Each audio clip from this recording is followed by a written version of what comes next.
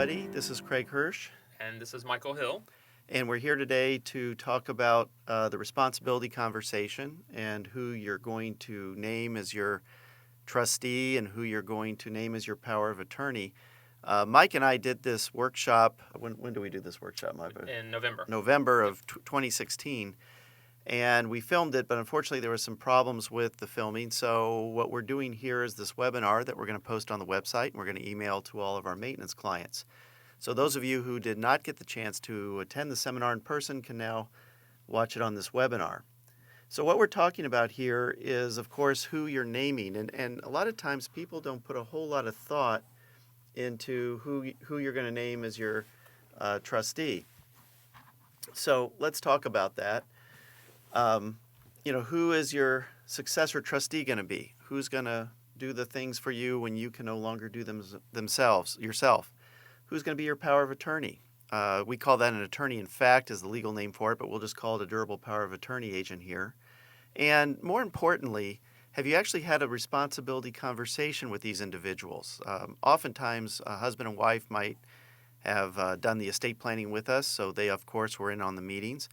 Or, if you're single, of course, you were in on the meeting. But have you talked about it with your loved one who's going to be named as this successor trustee as your power of attorney? It could be a spouse. It could be a child. It could be a close friend. It could be an associate.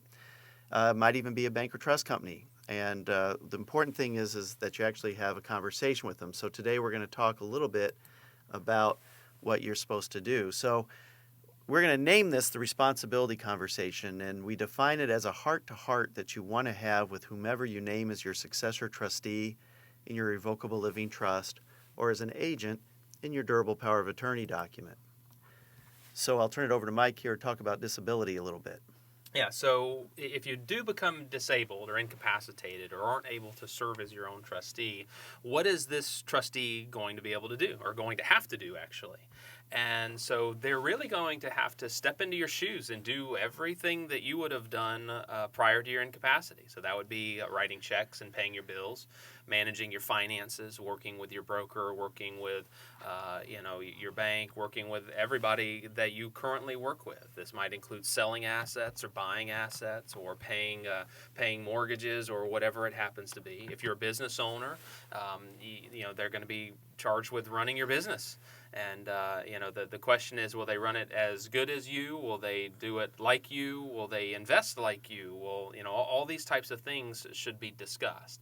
And like we say here, basically conduct your day-to-day financial affairs is what the trustee power of attorneys are going to do. Now, a whole separate section of this would be managing your health, and that's a different topic for a different day. We're just talking about your disability trustee and power of attorney, managing your finances. So how do we decide when you're incapacitated?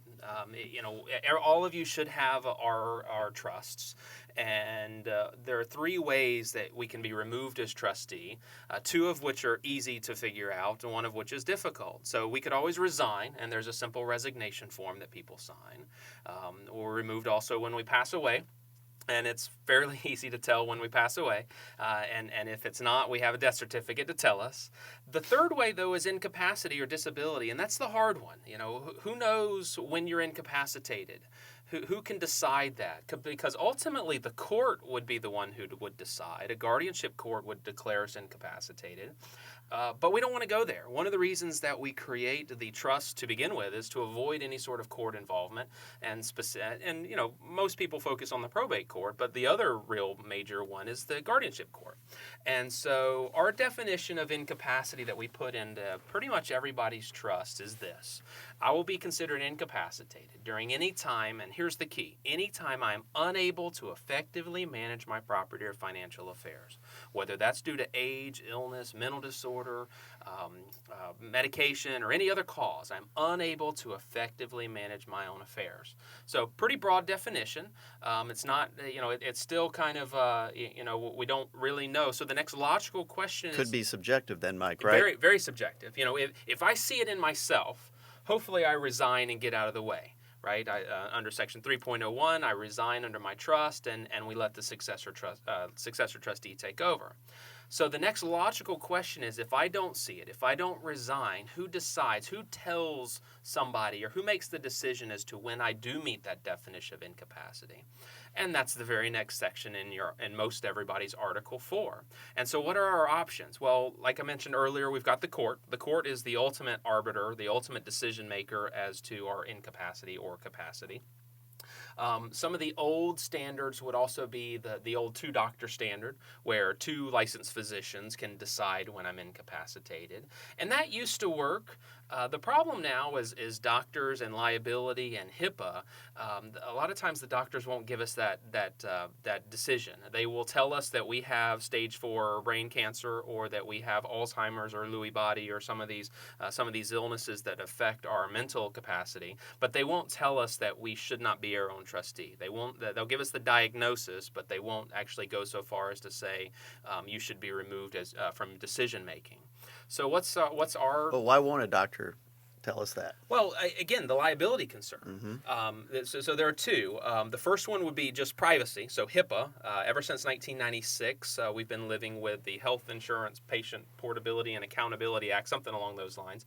And doctors are very, very gun shy of disclosing our protected health information to somebody other than you or your spouse. And so we're concerned. They are concerned with the HIPAA police coming in and fining them, or even in some examples have imprisoned. Or they're It's a criminal prosecution. Correct. Mm-hmm. That's right. But for most of our clients, a lot of times we have the HIPAA authorization, so that gets us around the HIPAA. But the other thing would be just liability concerns. The doctor isn't going to stick their neck out on the line to say that you should not. That they won't go so far as to say you should not be in control of your own financial affairs for risk of getting sued by the patient. If we haven't had this happen a whole lot, at least to my clients, but sometimes the client or the person doesn't think they should be removed. They think they're just fine. And so the doctor's not going to get in the middle of that. And so we don't want to force some non-family member in that. So our rule of thumb, or our method of choice, is what we call our disability panel. And our disability panel is one or more people that you choose, that you love, that you trust, that they love you, and will only exercise this power, will only make this decision when it's absolutely necessary and when it's appropriate. And so sometimes it's all the kids, sometimes it's a majority of the kids. Well, typically it's spouse first. So it's spouse first can remove me. And then one or a majority or a unanimous agreement of all of our kids. Sometimes we have a third party kind of be a tiebreaker. Sometimes it's the kids plus one, plus a brother or sister, or plus somebody outside of the immediate family that serves as our disability panel. Now, keep in mind, the disability panel is very different from our disability trustee, which we'll talk about in a little bit.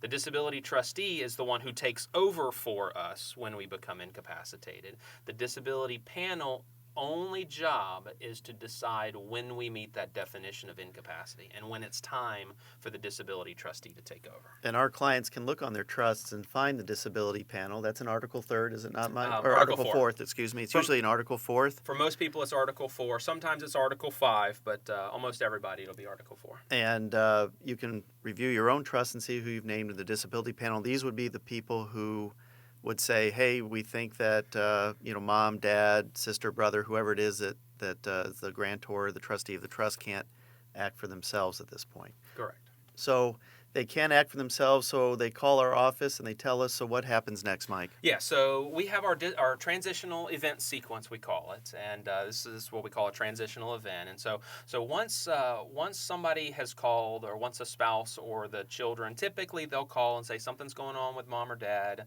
They've either had a stroke or they've got an issue, and we need to remove them. So when that happens, a whole series of steps needs to take place.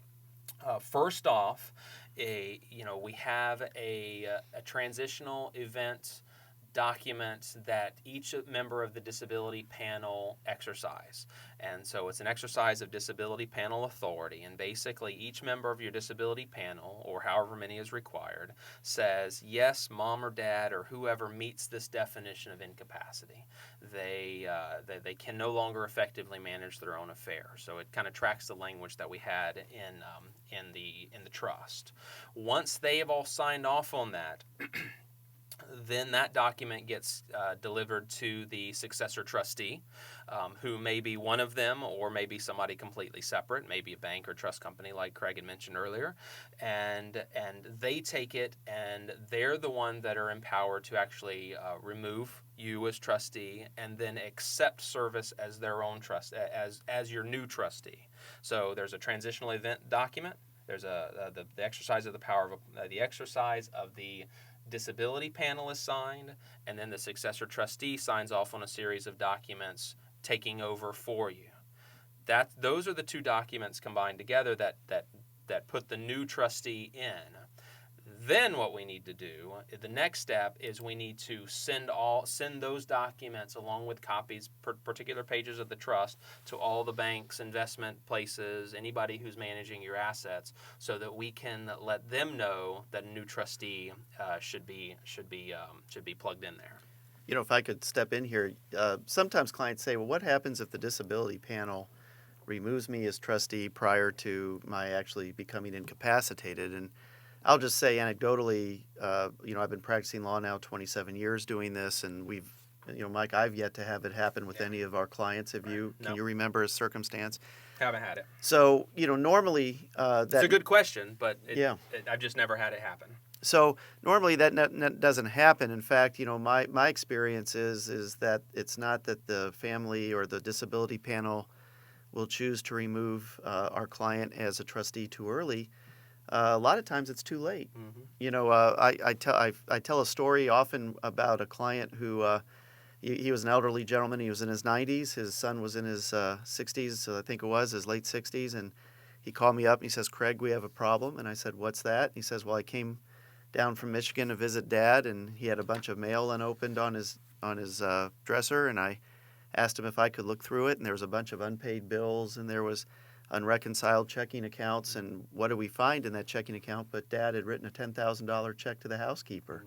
So, when you're in a position where you shouldn't be acting as trustee, it's important to remove you to protect you from yourself, really. Right. That's right. That's right. And again, that's why we build all this into the trust, to make sure that there's a nice, easy, seamless transition down to the next trustee. One thing that we do not put in the disability panel is we don't require them to get the doctor signing off. That would kind of defeat the whole purpose. So if you look at your trust, there's some language for most people that say my disability panel may consult with my physician, but doesn't necessarily have to have him or her sign off on it. So very important, though, once all of that transpires, like I said earlier, it's got to be delivered to whoever's managing the money, whoever's got the finances, whoever's got the custody of the assets, so that we can update the records so that you are no longer a trustee, you no longer have signing authority, and it's the next in line, whether it's the spouse or the kids at that point. And we've already talked about how our funding team, will work to actually put the new trustee on all the accounts, right? On the investment accounts, on the bank accounts, so they can write the checks, pay the bills, manage the investments. So what we want to talk about here is when we're naming these people, when we're naming who we want to serve as our disability trustee, as our power of attorney, keep this in mind. It's really a job. It's not an honor. I've actually had this conversation with clients in the office. I'll say, who do you want to name as your successor trustee? Who do you want to name as your power of attorney? And they'll say, well, I want to name Eddie. And I'll say, well, who's Eddie? Well, Eddie's my oldest son. Well, tell me about Eddie. Well, Eddie's been through, 3 bankruptcies and 4 divorces, and he has a little bit of a drug problem.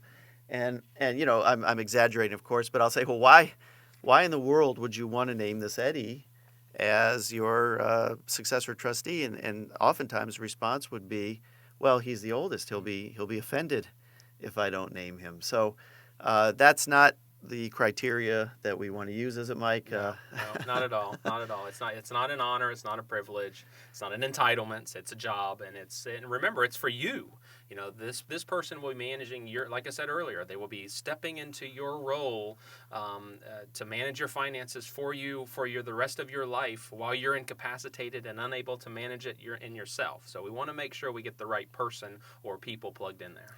Yeah, so, I always tell the story, I always have stories. When my mother came down with leukemia, I was 40 years old. It's 12, 13 years ago now. And when we sent her out to the MD Anderson Cancer Center in Houston, Texas to get a bone marrow transplant, Dad, of course, went out there with her, and he turned over the reins of their trusts to me. And even though this is my gig, I'm a board-certified wills, trust, and estates attorney. I'm a CPA. I sit on the board of a private state chartered trust company. I'm very, very familiar with all the requirements. It was too big of a job for me. I used to sweat at night that I'd paid their bills, that I'd paid Mom's health insurance bill. She wasn't yet on Medicare, and they were going to drop her from the policy because that bone marrow transplant would have run $700,000. So again, it's a serious job. So, when we're talking about naming spouse, naming your adult children or other loved one as your successor trustee, as your power of attorney, one of the things that we point out is, will these people in your life need the help of a professional? And oftentimes our clients discount that, especially the clients who are do-it-yourselfers. Today it's really easy to manage your own assets with Vanguard, with E-Trade, with robo-advisors. There's all sorts of online tools that people use. And I'll have a conversation with one of the clients, let's say a client sitting here in the conference room with me with let's say his or her spouse. And they say, well, I do it myself. I don't need any backup. I don't need any financial advisor. And I'll ask him or her, I'll say, well, what happens if you can't act for yourself anymore? And they say, well, my spouse can do it. He can do it. She can do it. And I'll turn to the spouse and I'll say, how comfortable are you with this? And, he or she will shake her head and say, I'm really not. What have you experienced with that, Mike? No, it's right. I mean, a lot of times it's one spouse who manages the money, who does the investments, who does everything. Whether it's the husband or the wife, if one of them passed, if that particular person passed, the other one is clueless as to where the money gets paid and where the money gets deposited, and it's a real concern. Yeah, so what we have on this slide here are the important elements that whoever's going to act needs to know. They need to have access and information to your financial accounts. More and more of our financial accounts are online, and that requires usernames and passwords. So if those aren't recorded somewhere, they're not easily accessible by your successor trustees, that's something you want to talk to them about. Your risk tolerance. You may be someone who does not like to invest in the stock market. And let's say you turn things over to your son or daughter, who's your successor trustee, and they have a completely different idea about things. Maybe they think that you should be invested in the stock market, and during your period of disability they start changing your assets. So you want to talk to them about your risk tolerance. Of course, which accounts you pay bills from. Where are they? If my real estate taxes come due in November and I take the money always from this certain money market account, or I cash in a CD, your successor trustee will have to know how you do that. And your automatic payments, of course. I know that I have in my checking account, mortgage payments, electric payments, tuition payments for my kids, all sorts of things come out automatically. So that always has to be known about, and it has to be watched. So what are the types of unforced errors that we see amongst our clients and their family when they're acting as successor trustee? Certainly not being attentive. That was my concern when I was acting for my parents. I had the right attitude. I had the right knowledge. It's just that I was worried that I was not being attentive enough because I was too busy. I was running I am running a very busy law practice, just like Mike is, and client calls all day. We're kind of exhausted at the end of the day. Logistics. I have one client who named her daughter as successor trustee, which is all well and good, except for that daughter was in Beijing So everything we had to do, when we were awake, she was asleep, and vice versa. So it was very, very difficult to transact. Now, with electronics, it doesn't really matter to her across the country, but we do have some clients who've named children who are actually across oceans. So we want to watch that. Again, not understanding investments. We talked about that a little bit. Not being aware of your financial responsibilities. We have various clients, Mike, I don't know if you've experienced this, where they're helping one of their children and the other children don't know about it. Yep. So what could happen there? Yeah, I mean, does the gravy train stop, so to speak? It's not just kids. I've had clients, helping their spouses, helping their siblings. Some are still helping their parents, and nobody really knows or understands the extent or how much. And so, you want to make sure that whoever we've named understands what you're doing and will continue maintaining it, or will continue doing that if you want. I had one client who was paying the health insurance for one of their kids. I don't know if the other siblings really knew about it, but if she became incapacitated, she would have wanted that health insurance to be kept being paid, and so she needed to talk to the successor trustee that she's named. And the other kids sometimes aren't as amenable to that, Correct. Especially the one that you may have named as trustee. Yep. And of course, not interacting with us as your legal team or your CPAs and other tax professionals. Very, very important that when transacting business that your trustee do that. Yeah, and real quick, I would say the not being attentive or being too busy is typically the biggest thing that we see. Craig gives the example, and I do too, of the ne'er-do-well son or child that's the oldest that we name, even though they've had divorce and bankruptcies and those types of things. But for most, Craig, I think this is probably true for you. For most of my clients, the kids don't fall too far from the tree, and so they're very successful, very busy themselves, and usually back home in the back home state. And so practically, are they going to be too busy to do this, even though they're the right person, even though they're the right, they've got the right decision-making ability. And so sometimes we need to get them some help. So, aside from unforced errors, the next problems that we encounter are bad judgment errors. Now, what's this happen? Well, this could happen especially to do-it-yourselfers. So, you're a do-it-yourselfer, you're managing your own investments with Vanguard, Fidelity, E-Trade, so forth, and you can no longer serve as your own trustee, and your son Eddie moves in, and he has a good friend that he has a lot of confidence in, who's a broker. Can Eddie move all of the brokerage accounts from Vanguard and Fidelity over to his broker friend? Well, of course he can, because he's the trustee. So, you may not know who that broker is. So one of the things we suggest is to have a backup team in place, and especially for the do-it-yourselfers, where you maybe start to build a relationship with a financial professional or with a trust company. Give them a little bit of your money to manage now while you're competent and fine, to see if you like the way they manage the money. Because wouldn't it be better if you choose who's going to help your son or daughter or spouse or whoever's going to be acting as your trustee, rather than letting them choose somebody that you don't know and have no experience with? Again, your children could hire their own legal and tax advisors. So it's a good idea to introduce your children to us as your lawyers, introduce them to your CPAs and other professionals. We already talked about continuing do-it-yourselfers, but they may not be as adept as it is you are. So, the kids who decide to go ahead and, Dad had a lot in Enron, and we think we're going to keep it at Enron because it's been successful. I've had plenty of clients who lost a lot of money with Enron years ago. And of course, not understanding your estate plan. A lot of kids don't even know you have a trust. Right. And they'll say, well, I need the power of attorney, but what they really need to be is their successor trustee, because that's where the checkbooks are and that's where the money market accounts are. So again, introducing them to us, familiarizing them with your estate plan will help.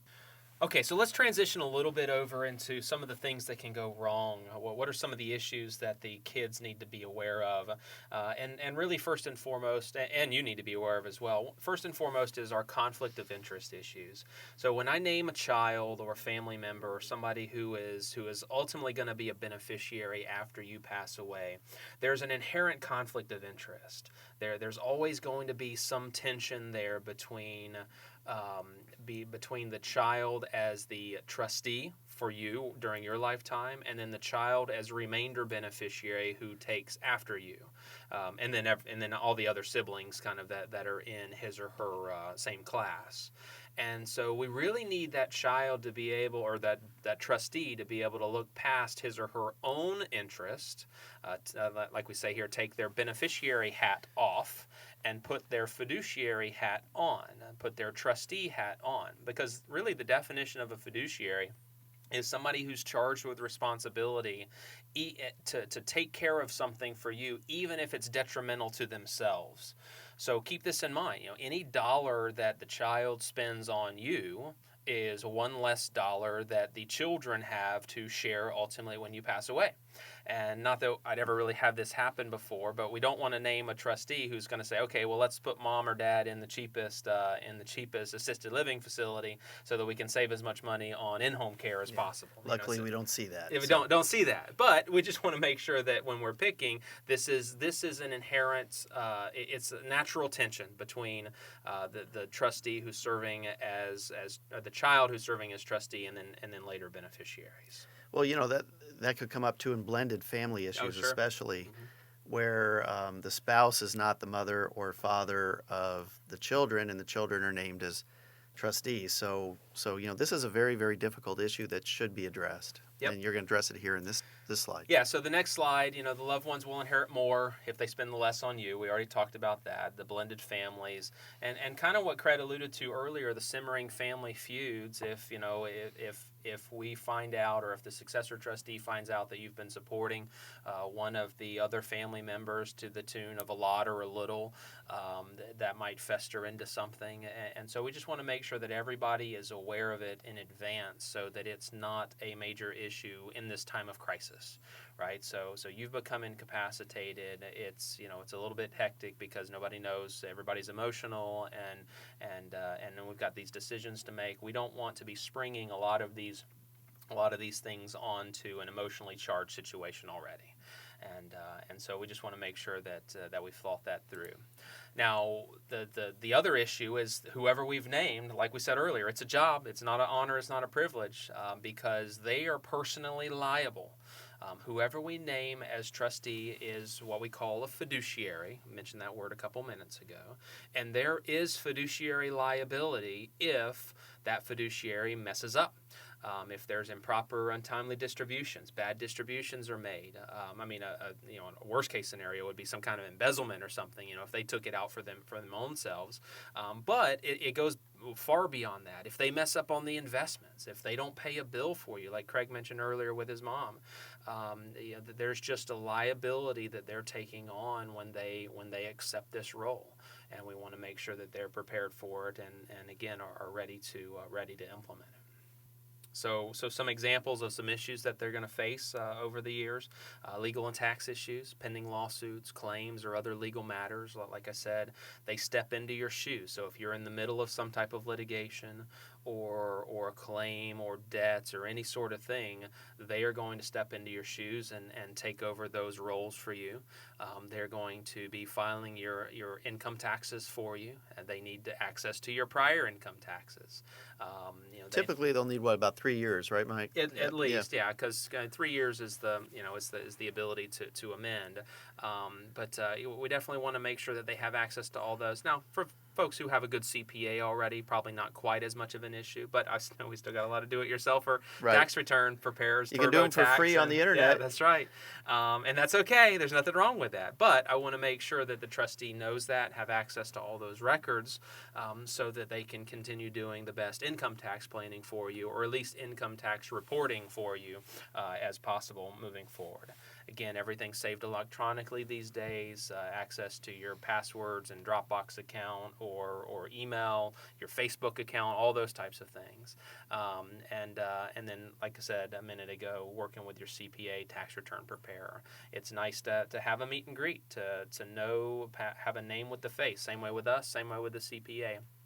That way there's that continued relationship after something's happened. Yeah, if I can jump in here, it's usually a good idea to, if you have your tax returns printed out, electronically saved, it's a good idea to print that last 3 years out. Mm-hmm. I've had some clients, one in fact had their CPA pass away, and somehow they couldn't Oh no. access those, or if you've been doing them online and your hard drive crashes. Sure. So there's various reasons to print out the last few years of your tax returns and have them somewhere where your loved ones can find them. Yep. Yep. So next slide is family issues. Again, we talked about this a little bit. Supporting loved ones, moochers who keep begging for more. Again, whether it's the moocher or just the support, however you want to phrase it, we want to make sure that they're aware of what your financial obligations are to yourself, to your spouse, to any of the kids, or at least the ones that you're imposing on yourself, to help out the kids or the grandkids going to school.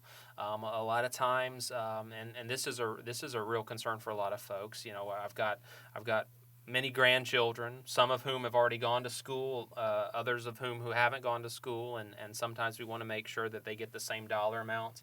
Sometimes we hard code that into the trust. That's the gifting provisions we have. Maybe you should talk about that. Yeah. Let's say you have a grandchild or child that you've sent to school, and then there's a few that are younger and they haven't been to school yet. So when we have the gifting provisions in the trust and power of attorney, what do they need to talk to their loved ones about? Yeah. So the gifting provisions are in Article 4, the same article as the disability, and basically what they allow the trustee to do is, obviously you're the first beneficiary. You and your spouse are the primary beneficiaries.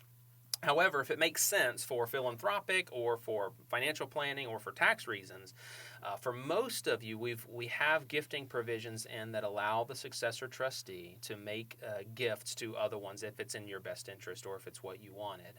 And so one of those, as an example that Craig just mentioned, is that the gifting provisions for tuition and educational expenses. And so the successor trustee is authorized to make gifts to subsequent grandchildren that are born or that haven't gone to school yet. And so if that's something that you have done for your older grandchildren and you want to make sure that they can do it for the younger grandchildren, then talk to them about it and make sure that they're aware of what your plan is. I have clients that say, okay, we'll give you $10,000 on your 21st birthday or on your marriage or for your wedding or any of those types of things. We typically don't hard code those things into the trust just because it would, we don't want to force them to have to make the distribution. We want to leave it optional, because if there is no money or if we're consuming a lot of the money, we don't want to start giving away a whole lot. But talk to your loved ones, talk to your successor trustee about kind of what your intent has been with the family in making these gifts, so that they're aware, so they can document, so that we can document and say, okay, this is what that they've done over the past however many grandchildren or whoever it happens to be, and we would like, if possible, for that to continue. And that way, they're authorized to. They are authorized to do it, but they don't feel guilty or they don't feel bad about doing it after you've become incapacitated. So with providing support, who is your financial advisor? Now a lot of times people will say, let's name my buddy Ray. He's my financial advisor, and Ray wants to be my trustee in the event. Mike, you've probably had that happen, right? Mm-hmm. Where we've had some clients say they want their financial advisor serving as their trustee. And a lot of times Ray will say, oh yeah, I'm happy to serve, right? Right, but what Ray doesn't know yet is that many financial advisors, most of them in fact, they're all governed by something called FINRA. It's a federal law. And FINRA is very, very strict about financial advisors serving in personal roles as trustee. In fact, it's usually prohibited by the compliance department of the various outfits, just like Raymond James or Merrill Lynch or UBS. And almost all of them, they all, for the most part, in my experience, Mike, how about yours? They deny the ability of the individual financial advisor to serve in that role, don't they? Correct. So in that case, they may turn to the trust department of that entity. The Raymond James, the UBS, they have trustees and trust departments. So that's where you have to talk to your financial advisor and then coordinate that with us so that we can name the right successor trustee. Now, this begs a question. A lot of people are talking about, when we start talking about naming a bank or trust company as a trustee or as a co-trustee, we get a lot of pushback sometimes. Mostly worried about fees. Mm-hmm. And some families have had very, very bad experiences with trust companies. Now, let me explain why that typically happens and how, when Mike and I draft, when we draft in our systems, why that shouldn't be a problem. And that's because in the old days, you might name a bank. Here in Fort Myers, there used to be the Lee County Bank, and it was a great bank, and all the good trust officers worked there, and everybody knew everybody. So people would name the Lee County Bank in the trust, and then someone would become disabled or they die. But there was no provision to remove Lee County Bank and replace them with a different bank. Well, then what would happen is Lee County Bank was bought by Barnett Bank, which was bought by NCNB Bank, which was bought by Bank of America, or Nations Bank that became Bank of America. And some of the accounts weren't large enough for Bank of America to really service locally, so they'd give you an 800 number. I'm not trying to say anything bad about Bank of America here. I'm just giving an example that a small bank can become a large bank, and the character of the bank could change very drastically. And where people had bad experiences, the family wasn't able to replace that bank. That's right.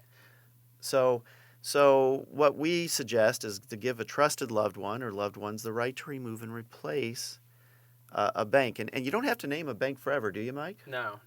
We've got some clients that want to name the bank to kind of settle the initial fares or for a period of time, and then let the kids take over. You don't have to name the bank by themselves either, right? Right. You can name the spouse or the children as co-trustees with the bank. And like Craig said, give them the ability to remove and replace is fantastic. And that's what was typically missing in those old trusts. You just named the bank and just ended it, and there was no other provision to remove and replace. Right. So you could name a bank, for example. Let's say you're worried about your kids' ability to manage their own money one day, and this is after your passing even. And it's not a bad idea, for example, to impose a third-party trustee, a bank or trust company on them for a period of years, 4, 5, 6 years, just so they get the hang of it, and then give the kids the ability to remove and replace. So there's more options. It's not always an all or nothing sort of proposition, and that's something you can talk to us about when we're planning your estate or when we're rethinking these provisions. So what we've created here on, I've actually written another book. It's going to be coming out in 2017, at the end of 2017, with the annual maintenance packages at the end of 2017 about selecting your trustee, and I'm going to have an appendix in that book, and we're going to attach that appendix as a Adobe what do you call those Adobe things? The PDF? PDF, yeah, a document. We're going to attach a document, showing my age. We're going to attach an Adobe document to this webinar where we're going to have a series of questions that you might want to ask your financial institutions when you're considering them. Scope of services and fees. And let me say one thing about naming a trustee and fees. They might charge 1% or something less than that as their fee. And you might think, well, that's 1% more than what you're paying now. And typically it's not. Even those of you who are do-it-yourselfers, if you take a close look at the mutual funds that you might own and the management fees inside the mutual funds, you're probably already paying that much, if not more. And in that case, you're only getting what the mutual fund is offering, what the trades that they're doing. Whereas if you work with a good bank or trust company, they'll do all sorts of things. They'll interact with us as your lawyers. They'll interact with your CPA. They'll interact with your family.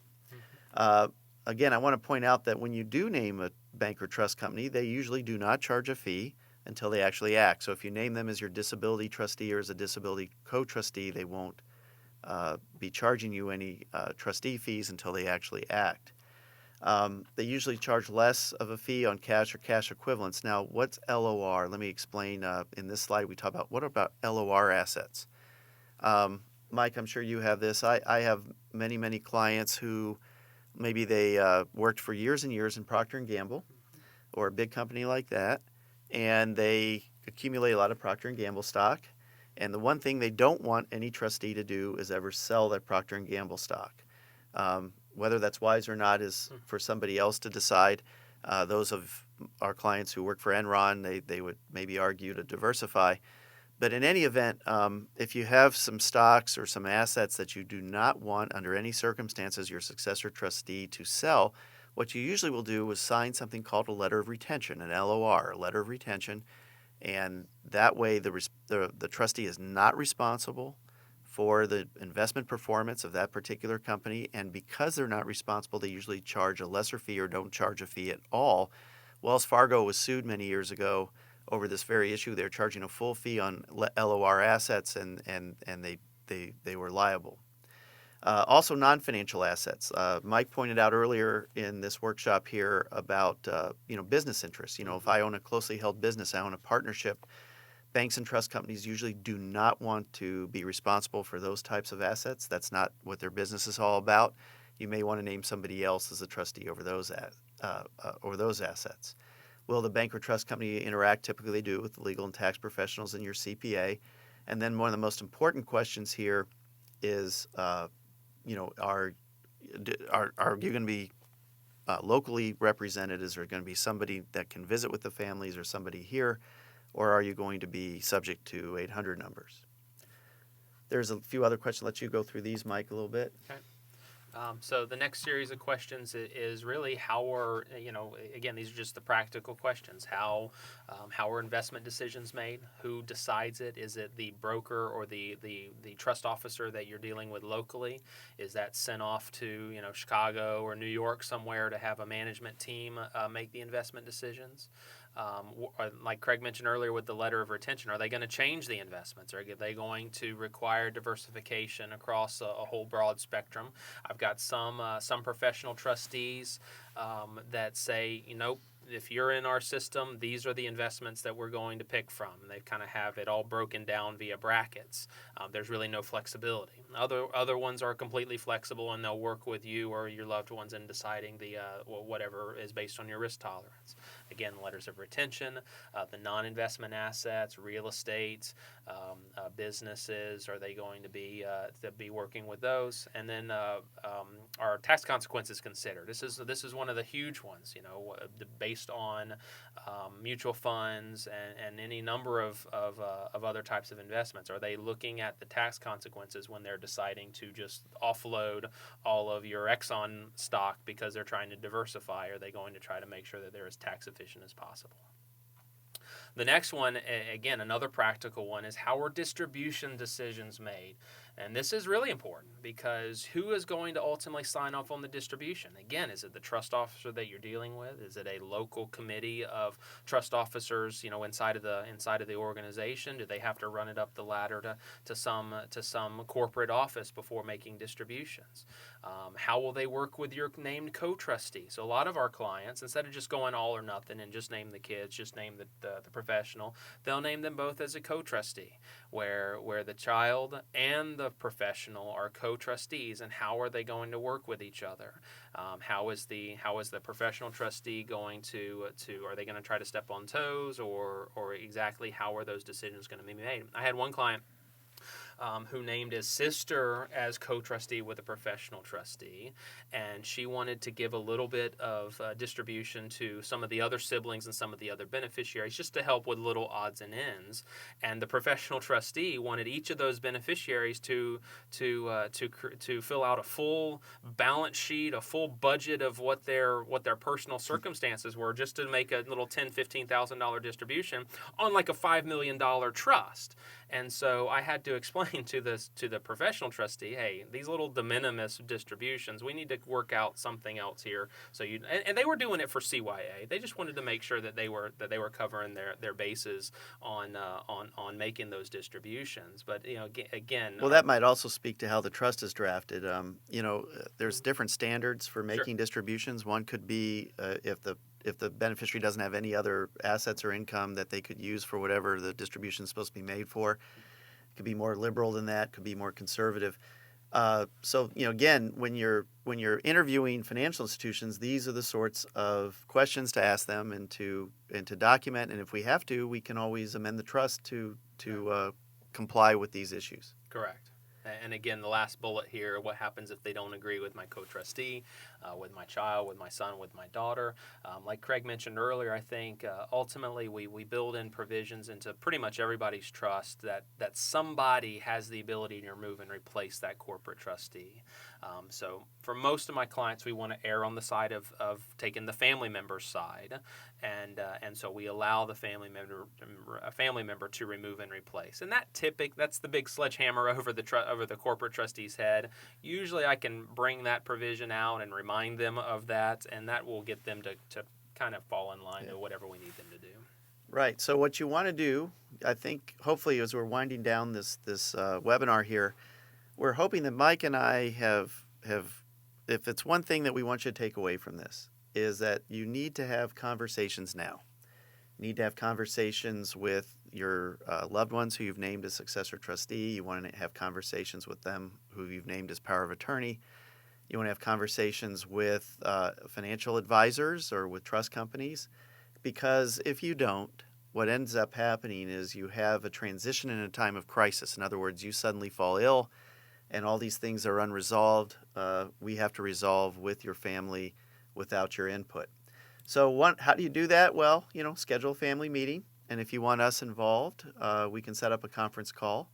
Some clients like that because we can provide some insight, and we can also provide some framework that easily, because we're very, very familiar with your estate plan. We just pull it up on our screens and we can read it. And everybody's estate plan is different. They're not all the same. And we could, when these issues come up that we've talked about today, we can talk about how your estate plan reacts to it. And if there's something that needs to be changed, of course we can. So we have discussion points with your family. Share your expectations, as we've talked about. Introduce your children to your advisors, to your attorneys as us, to your CPAs, to your investment professionals, trust companies if you have that. You want to discuss the duties and responsibilities. Not a bad idea to send a link of this webinar to your loved ones who are going to serve, is it, Mike? No. That's why we're doing this. Yep. So, this program we've created, the Family Estate and Legacy Program, is really centered on education. We want you to be well educated as to what's happening, and that passes on to those of your loved ones who are affected by all this. And of course, build your support network, especially for those of you who are do-it-yourselfers. Do you want to talk about these? Yeah, again, just reminding the children of what you've signed them up for, right? So, one of them might say, whoa, I don't feel comfortable at all doing this. I don't have time, or I'm too busy. Or one of them might want to take that role because they have some, other type situation. And so it's nice to be able to know that up front. So that they know what they're expected to do and make sure that they're comfortable accepting that role. I mean, we talk about that all the time. Like in my situation, I have minor children. So, of course, the person that we've named as our guardian, we talk to them about it and say, are you comfortable doing this? Same thing here. Again, they're going to be your guardians. They're going to be the one in charge of you if you become incapacitated, ultimately when you pass away. And just make sure that they're comfortable accepting that. Because if they're not, at least you know in advance. And then we can make some other decision as to who else might be appropriate or better. And remember, this does change over time. Like right now, I've got minor children and super busy. Fast forward 15, 20 years, my life will be very different with adult children and, out of the house and those types of things. So these are conversations that it's not just a one-time thing. And, part of our maintenance program and part of, like Craig said, part of our whole process is to make sure that the estate plan evolves and changes as you do, as the kids do, as everything does, because we want to make sure that it's up to date when you need it the most, which is hopefully many, many years from now, when you pass away or if you become incapacitated. And this is one of the key elements. So let's make sure that we keep our responsibility conversation going, and that we have the right person plugged in at the right role. Okay, so for more information, you know how to reach us. And for those of you who just happen to be watching this on the internet and have not worked with us before, we're giving you our website and our contact information. Those of you from last year, from 2016, got our Florida Residency and Estate Planning Guide in your maintenance package. Those of you who are not yet clients of ours and are Florida residents or are considering Florida residency and are wondering whether Florida residency is right for you and how that affects your estate plan, we have a book. Give us a call or go on the website, www.sbshlaw.com, or another website we have is estateprograms.com. www.estateprograms.com, and you can get your Florida Residency and Estate Planning Guide, which answers many, many common questions that our clients and new residents to Florida or considering Florida residency ask. As I alluded to earlier, arriving in 2017 will be your Selecting Trustee book, which goes through many of the issues we just talked about here in this webinar. We're going to have very helpful appendices in that one, so look for that. And, of course, we have other books that have been written. common sense estate planning and legal matters when a loved one dies that goes along with the estate administration part. And if again on estateprograms.com, we have more information about your estate administration if you have questions about that. So sign up today, listen to our podcast. We hope that you enjoyed this webinar, that it gave you some valuable information. Any closing remarks, Mike? No, like I said, maintenance packets went out or have gone out. You should have all those. Give it some thought. Talk to the kids. Let us know if we need to make any changes. So thank you for your time, and we hope that you got some value out of today.